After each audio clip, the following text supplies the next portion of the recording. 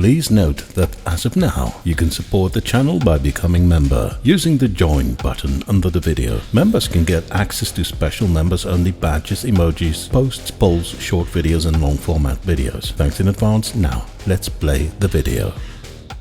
Welcome to another video. I can't help myself. For a while, I haven't made videos about the man calling himself Topics of Religion.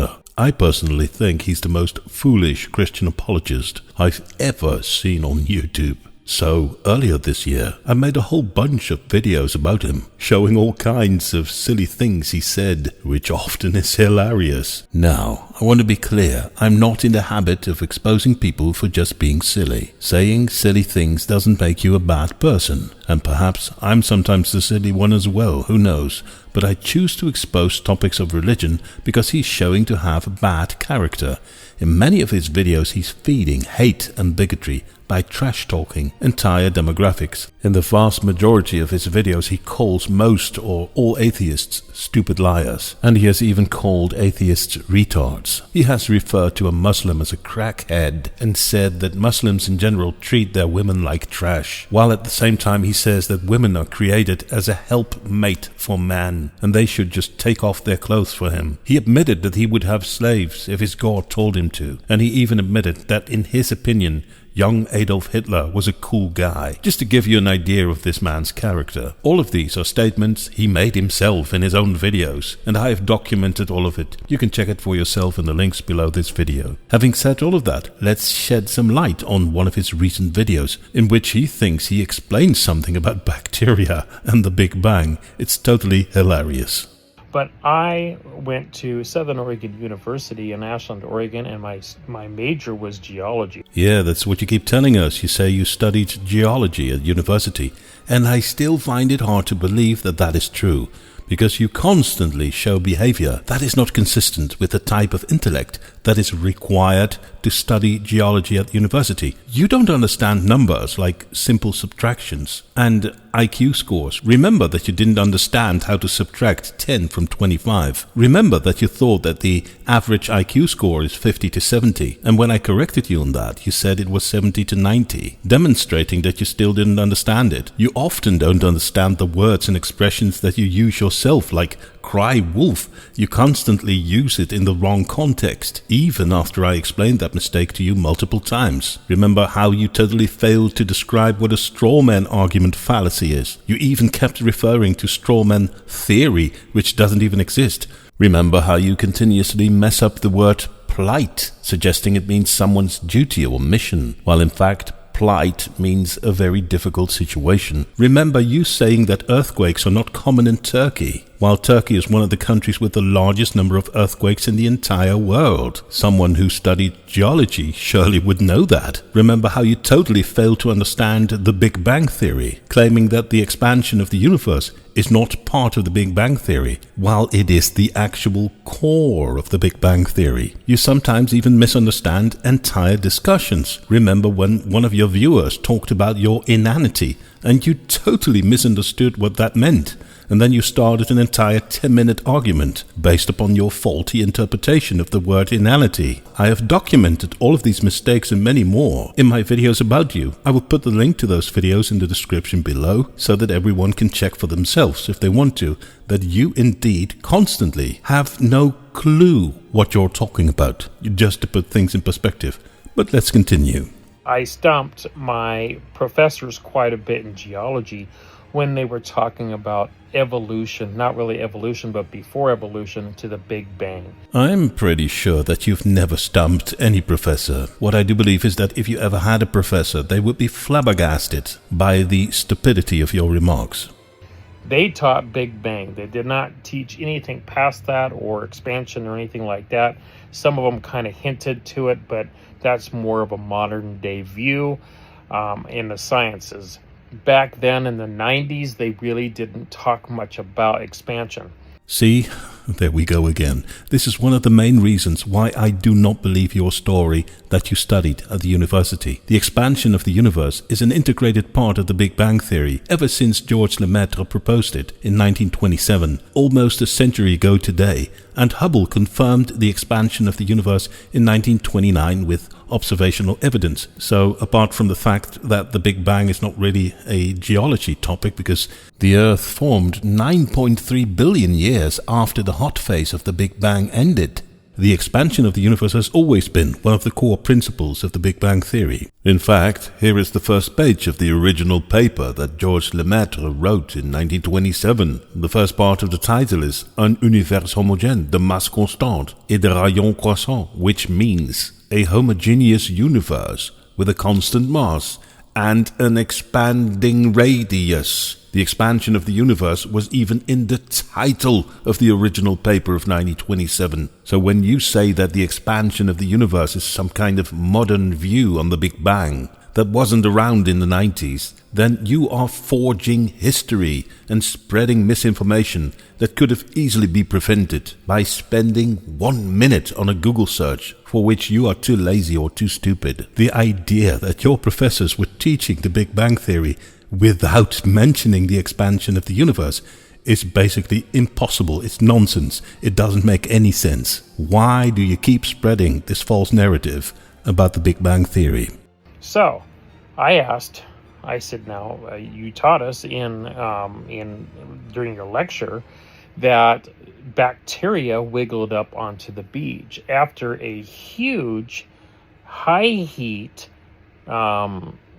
explosion, if you will, a universal explosion. He claims that his professors told him that bacteria came from the oceans right after the hot phase of the Big Bang. Now, the Big Bang itself doesn't have an actual ending because it's an ongoing process, but in general, the hot phase of the Big Bang is considered to be the first 380,000 years of the Big Bang. And he now says that his professors told him that bacteria came from the ocean right after this hot phase of the Big Bang. No, you complete buffoon. Why would anyone think that there were bacteria right after the hot phase of the Big Bang? No university professor would teach anything like that. Bacteria. Can bacteria withstand a great amount of heat? No, it cannot. It can't handle a whole lot of heat at all. A couple of 100 degrees, gone, or less. I don't know what the exact thing is, or what the exact temperature is for bacteria. Like you could Google it.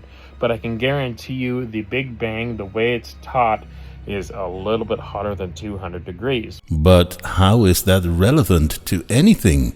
As I said, the Earth started to form about 9.3 billion years after the end of the hot phase of the Big Bang, and the first life forms on Earth appeared when the Earth was about 400 to 800 million years old, meaning that the first life forms on Earth probably appeared about 10 billion years after the end of the hot phase of the Big Bang. So it's totally irrelevant if bacteria could survive the hot phase of the Big Bang. I said, so the bacteria, was it before the Big Bang? Well, no, there was nothing before the Big Bang. All right, so there was no material, there was no viruses, there was no bacteria. This is such clear evidence that this conversation never took place. It's just making up a conversation between him and a university professor. And of course, in his fantasy conversation, he is asking intelligent questions that his professors cannot answer. But anyone who even just read the Wikipedia page about the Big Bang would understand that his questions only demonstrate his total ignorance about the Big Bang. And no professor in cosmology would ever say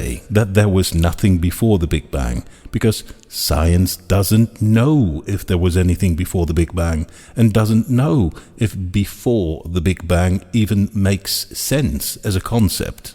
I said, really? So that bacteria, which cannot handle heat, was highly heat resistive? No. He doesn't even know how to pronounce and use words in his own language. It was heat resisted. No, let me correct that. It was heat resistive. It's hilarious. So that bacteria, which cannot handle heat, was highly heat resistive? No. It came out of a hot boom and survived it somehow. You're just saying it's an anomaly? It just one of those bacteria survived the heat.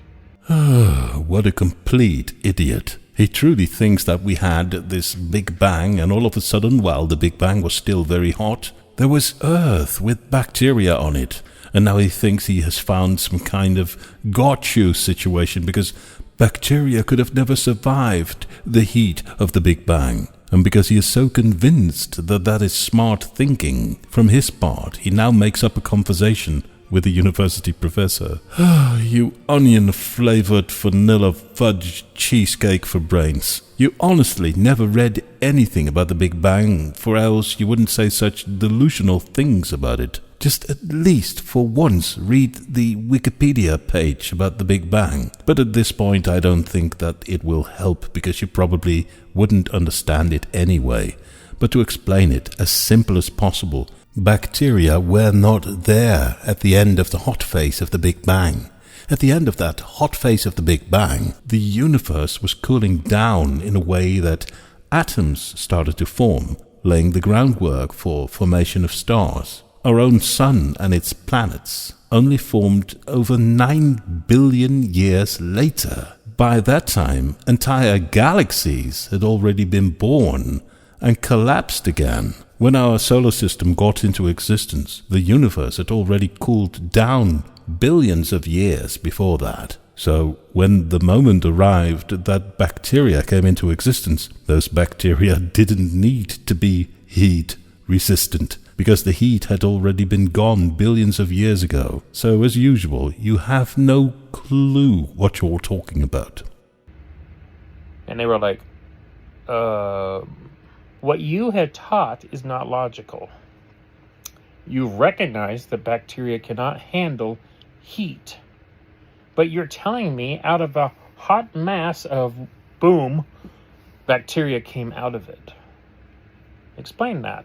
Oh boy, when this guy is entangled in his delusions, he keeps doubling down on it, embarrassing himself more and more. We already know that he makes a complete fool of himself, but when he made this video, he thought he had a good point. So from his perspective, it makes sense that such a fantasy conversation could have taken place. But of course, we know that no university professor would ever say such things and waste time on such a conversation with such a self-inflated caramel cornflakes for brains. And of course, as usual, now comes the part of his fantasy where he is the cool hero and university professors run away because they are afraid of his super intelligent arguments.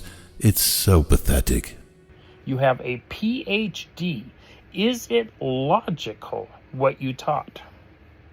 Well, yeah. I said, then why are you looking at me like that? Why are you trying to get out of the conversation? Why are you running away?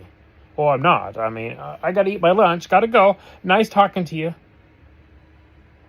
Oh, great. And now he's going to wrap it up. He's so convinced of his own delusion that he's basically challenging atheists to come up with an answer to his intelligent question that stumped his professors. How did bacteria survive the heat of the Big Bang? Where'd that bacteria come from? How did it survive the heat? Never got a response. Never got a result to that. I'm sure an atheist will come on here and say to me, oh, well, I know exactly why, because you're not representing it right. Yeah, well, that's your scapegoat and your excuse. And there is another word that you use without understanding it. A scapegoat is not an excuse or a cop-out for something. A scapegoat is something or someone that gets the blame for something. Oh, boy. You don't have anything, and I would like to see what you have, because I'm sure it's going to be funny. Yeah, it is funny.